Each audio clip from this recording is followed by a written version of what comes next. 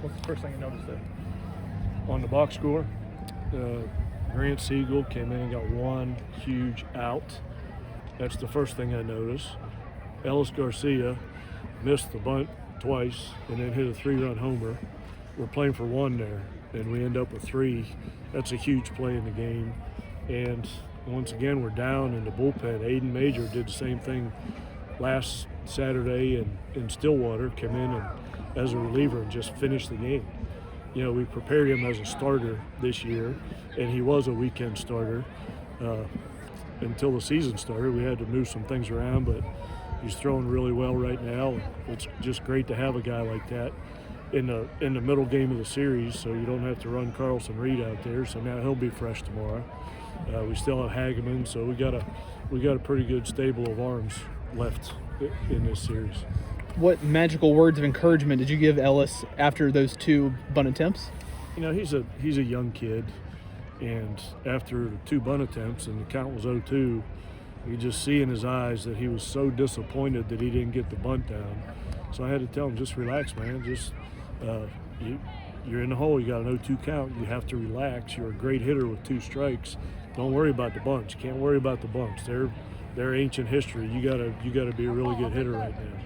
And fortunately, he battled. He battled back to 2-2, I think, and got a good pitch to hit. So these little boys growing up right in front of my very eyes. For a guy who's used to starting, what can you say about Siegel's ability to come in there with traffic on the bases? You know, we got a good team, man. That's what. If you have a good team, guys will do whatever they have to do in order for the Mountaineers to win the game. And you know, I think it's now we're maybe 3-1 without JJ in the lineup. So that's the sign of a good team. It's a good team when Grant Siegel comes in relief against Pitt and pitches really well. Comes in today and just gets a huge out after being a weekend starter and losing that role. Most people would just, you know, get bitter and butthurt and all the terms you know, but he hasn't. He's still willing to do whatever he can do to help the team win, and that was the difference in the game.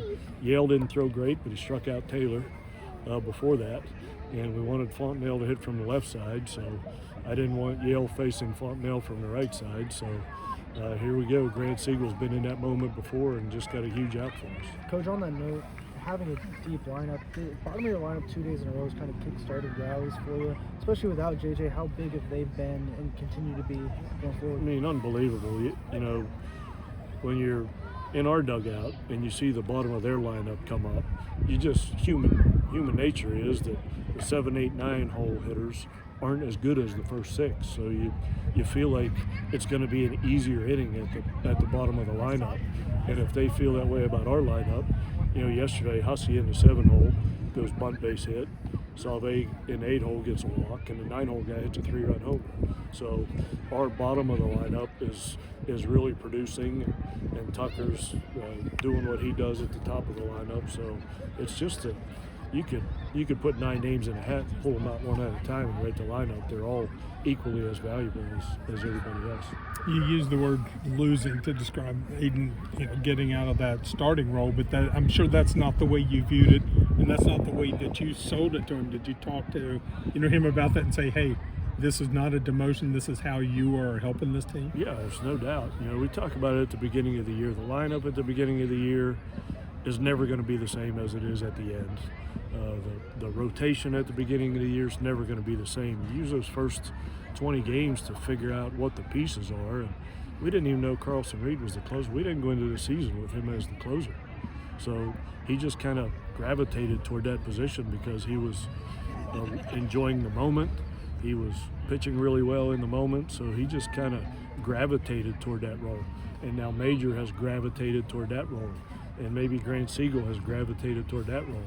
Tucker's never been the leadoff hitter in this program, and he's been here for 9 years. He's never been the leadoff hitter, but now he's a really good one. And when JJ comes back in the lineup, Tucker's probably still going to be the leadoff hitter. So he's been that good. So, yeah, I just can't say enough about what our team is doing right now. Landon and Sam got it yesterday. Ellis gets it today. From your perspective, what's the story on the pretzels? pretzel train. I don't pay attention to that stuff. I see them in there. Somebody said something about it, but I don't know. The games that they want to play in the dugout, if they have fun playing the game, I'm all about it. And the fans, if they want to stack cups up there like they did yesterday, if that's what makes them have fun, then I'm all about it. If you live in this community and haven't seen our team play yet, you have no idea what you're missing. It's a great atmosphere. It's a fun team to watch. We've gotten to sing country roads a lot this year. It's just there's traffic out there right now. Have you ever seen traffic at a West Virginia baseball game? This community is really rallying behind our team right now, and it's really helping us win. Coach, if my math is correct, which it might not be, I think you guys took over first place in the Big 12 with this win here today. I know it's early in the season, but to be on the top of the Big 12 standings at this point, what's that mean to the program? It's not that early in the season. We're at the midway point, and it doesn't matter where you're at midway during the season, but it's better to be at first than last. I do know that at this point in the season. So, if you get caught up in how good you are and what you're doing, overconfidence is the number one reason you get complacent. So we're not going to do that.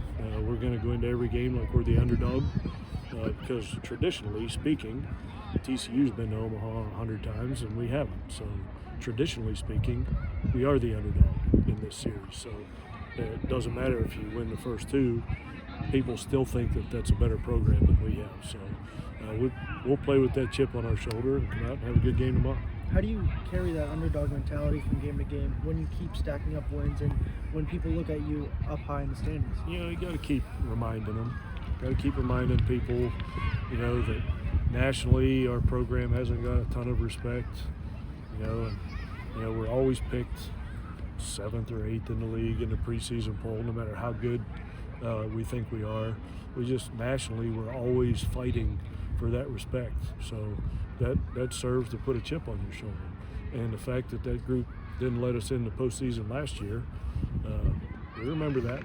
We remember that. So you can't leave anything to chance. Never leave it in the hands of the judges. So as long as we continue to play with a chip on our shoulder, hopefully we'll still keep winning some games.